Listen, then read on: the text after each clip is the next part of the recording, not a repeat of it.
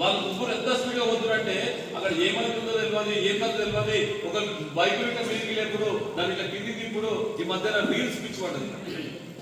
Reels పిచ్చి అంటే reels ఇట్లా వస్తున్నట్లు బుయ్యిన బైక్ చేస్తారు, ఇట్లా నెత్తిలు వాళ్ళకి చనిపోయినటువంటి పరిస్థితి కనుక దాని మీద మీ మధ్యాహ్నం చూస్తున్నాం. కోమటిరెడ్డి వెంకటరెడ్డి మినిస్టర్ ఉన్నాడు కదా, వాళ్ళ కొడుకు కూడా చనిపోయినటువంటి పరిస్థితి.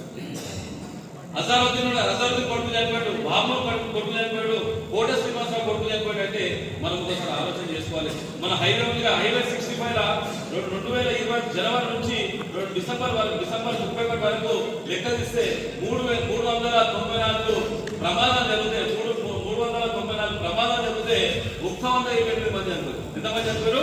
128 చనిపోయారు.